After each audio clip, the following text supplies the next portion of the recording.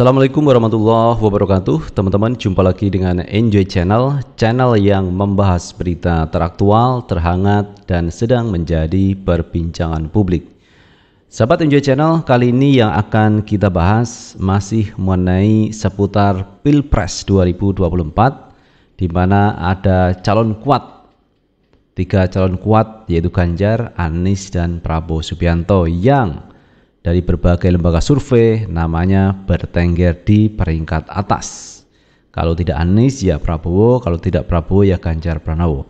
Jadi 3 nama ini adalah nama yang popularitasnya cukup tinggi dan sering dijadikan sebagai survei dari lembaga survei.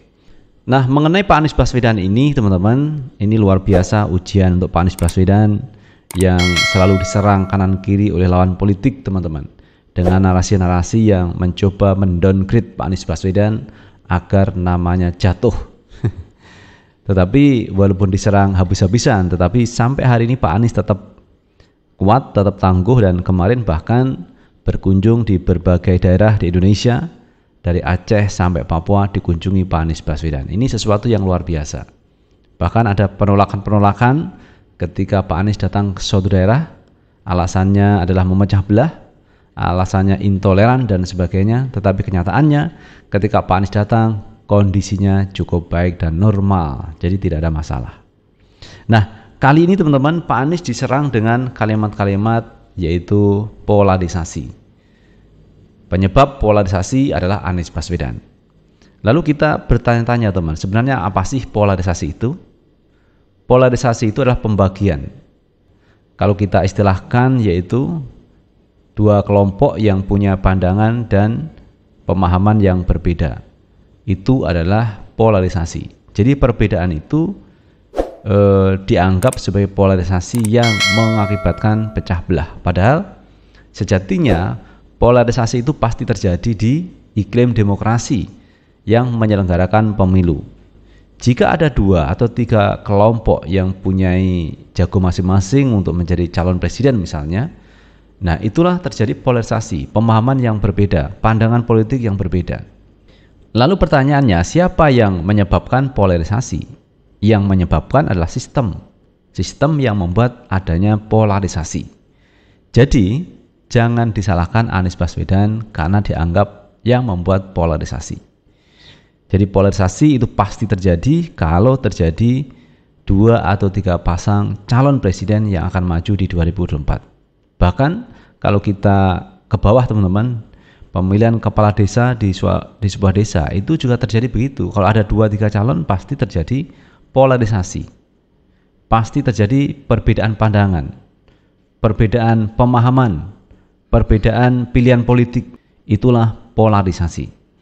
Nah, ketika ada pernyataan-pernyataan yang menyerang Pak Anies mengenai polarisasi, bagaimana tanggapan Pak Anies Baswedan? Nah, teman-teman, untuk lebih jelasnya coba kita baca berita yang satu ini. Kita ambil berita dari suara.com. Ini kampanye gratis. Terima kasih. Santainya Anies Baswedan diklaim biang kerok polarisasi. Wacana pencapresan ex-Gubernur DKI Jakarta Anies Baswedan menemui pro dan kontra. Pihak yang menentang menilai Anies memicu terjadinya polarisasi dan perpecahan, bahkan sampai dituding bapak politik identitas. Narasi yang berkembang menyebut Anies sebagai representasi kelompok anti pemerintahan Presiden Joko Widodo. Sementara Gubernur Jawa Tengah Ganjar Pranowo dinilai berdiri di sisi sebaliknya. Namun Anies sendiri ternyata tidak mengerti mengapa dirinya disebut sebagai penyebab terjadinya polarisasi. Anies menilai polarisasi adalah hal yang awam dijumpai di negara demokrasi karena ada perbedaan pendapat yang tidak ditekan pihak sebaliknya. Jadi dalam politik ketika sampai ke tahap pemilihan dan ada 2 pilihan, pasti ada 2 polar. Terus kenapa jadi takut ada 2 polar? Mau diganti siapapun juga akan terjadi begitu, namanya juga 2 pilihan. Ucap Anies Baswedan di kanal YouTube Total Politik Selasa 3 Januari 2023. bakal calon presiden 2024 yang telah dideklarasikan Partai Nasdem itu malah berterima kasih dengan banyaknya pihak yang menuding biang kerok perpecahan. Apa alasannya? Justru saya merasa ini adalah kampanye gratis. Terima kasih. Nama saya disebut terus, seloroh Anies Baswedan. Anies menekankan tidak ada yang perlu ditakuti dari polarisasi, sebab polarisasi merupakan bentuk perbedaan pilihan biasa. Apalagi karena situasi ini hanya tergambar di dunia maya. Ada fasenya, ada polarisasi, bila dibiarkan terus akan menjadi friksi. Dan friksi menjadi konflik, dan konflik baru pecah. Jadi ada fase, jelas Anies Baswedan. Di kampung-kampung memang ada berantem, enggak tuh.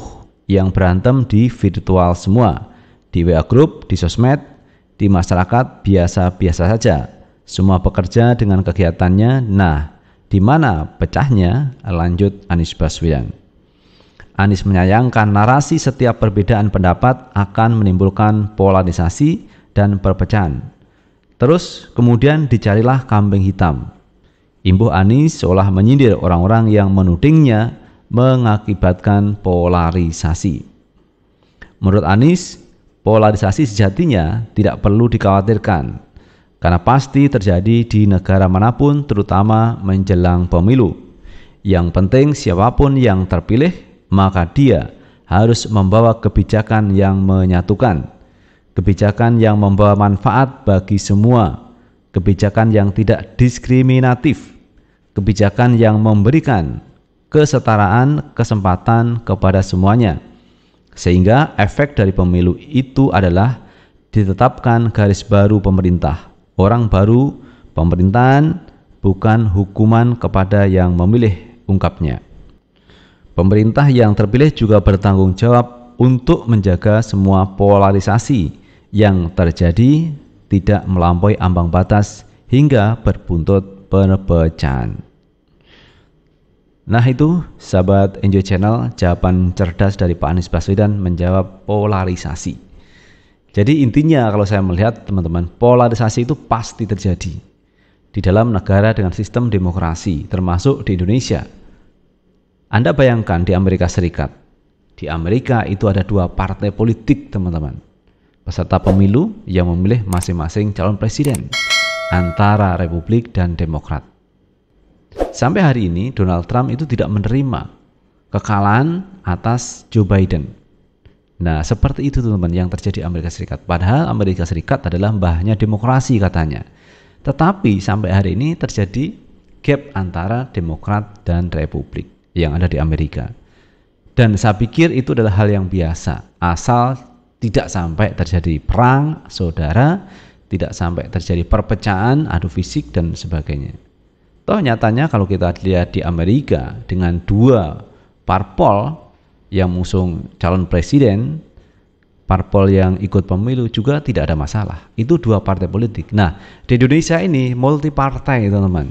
Bahkan kemarin kita lihat ada partai politik yang dianggap tidak lolos pemilu, yaitu Partai Umat, akhirnya diverifikasi dan akhirnya lolos pemilu.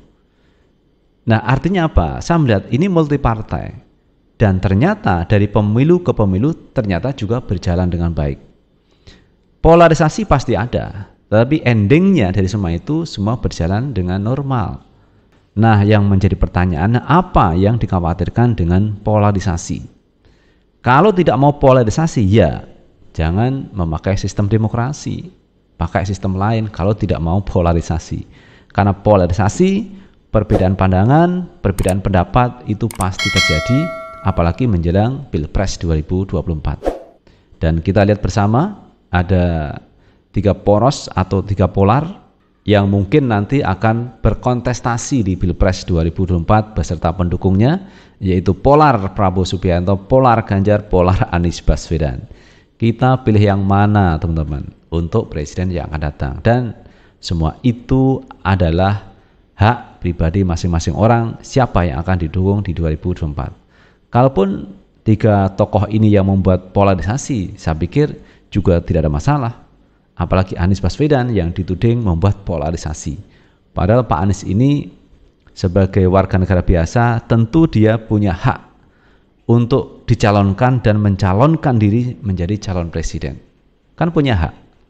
Masa mau dihalangi hak seseorang? Itu adalah hak yang melekat sebagai warga negara Indonesia untuk dipilih dan memilih untuk pemilu 2024.